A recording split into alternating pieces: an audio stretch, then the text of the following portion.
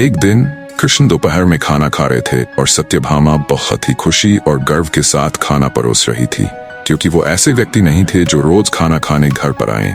उसे ऐसा अवसर कभी कभी ही मिलता था कि वो उन्हें खाना परोसे, तो वो ये बहुत खुशी और आनंद से कर रही थी। खाने के बीच में ही कृष्ण अचानक उठ खड़े हुए और हाथ धोए बिना ही दरवाजे की ओर दौड़ने लगे। सत्यभामा अवाक रह गई और बोली, अरे ये क्या है? खाना तो खा लीजिए और फिर जाइए। कृष्ण बोले, नहीं, मुझे जाना जरूरी है, और मुख्य दरवाजे की ओर दौड़ पड़े। पर अचानक वे वापस मुड़े और खाना खाने बैठ गए। तब सत्यभामा ने पूछा, आप इस तरह क्यों दौड़ पड़े और क्यों वापस आ गए? ये सब क्या है? कृष्ण ने जवाब दिया, मेरा एक भक्त जंगल में बैठा था और उसके जीवन प्राण ही कृष्ण कृष्ण कृष्ण हो गए थे। मैंने एक भूखे बाघ को उसकी ओर आते देखा तो मुझे जाना पड़ा। मैं दरवाजे तक पहुंचा ही था कि उस बेवकूफ ने पत्थर उठा लिया, तो मैं वापस आ गया। अब उसे अपने आप ही अपनी परिस्थिति संभालने दो। कृष्ण के सिर दर्द का इलाज। सद्गुरु। एक बार कृष्ण के जन्मदिवस के अवसर पर उत्सव मनाने के लिए बहुत बड़ी तैयारियां की गई थी। नृत्य, संगीत और भी बहुत कुछ। लोग बड़ी संख्या में इकट्ठा हुए, पर कृष्ण घर में ही बैठे रहे। वे शायद उसमें भाग लेना नहीं चाहते थे। वैसे तो कृष्ण हर तरह के उत्सव के लिए हमेशा तैयारी होते थे, पर इस दिन किसी वजह से उनकी इच्छा नहीं थी। रुक्मिणी आई और पूछने लगी, नाथ, आपको क्या हो गया है? क्या बात है? आप उत्सव में शामिल क्यों नहीं हो रहे?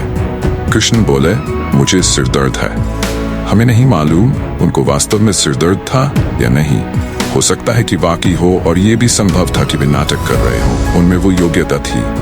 कृष्ण बोले, कोई जो मुझे वाकई में प्यार करता हो, वो अपने पैरों की धूल अगर मेरे सिर पर मल दे तो मैं ठीक हो जाऊंगा।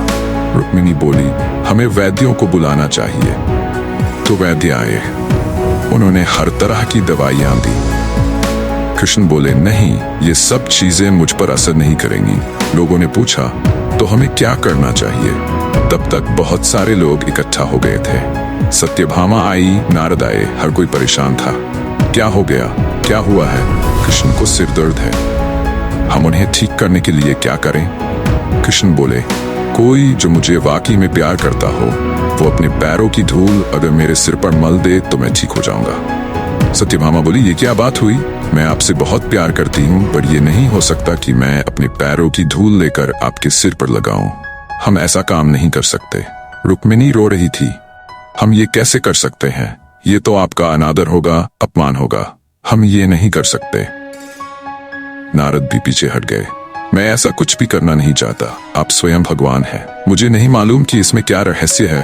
पता नहीं इसमें कौन सा जाल होगा। मैं अपने पैरों की धूल आपके सिर पर रखूंगा तो हमेशा नरक की आग में जलूंगा। मैं ऐसा कोई काम करना नहीं चाहता। चारों ओर बात फकते में था। हम ये काम नहीं कर सकते। हम सब उन्हें बहुत प्यार करते हैं, पर ऐसा करके हम नरक में जाना नहीं चाहते। उत्सव मनाने के लिए लोग कृष्ण का इंतजार कर रहे थे, पर कृष्ण अपना सिर दर्द लेकर बैठे थे। फिर ये बात वृंदावन तक पहुंची। गोपियों को मालूम पड़ा कि कृष्ण को सिर दर्द है। तब राधा ने अपनी साड़ी का पल्लू ही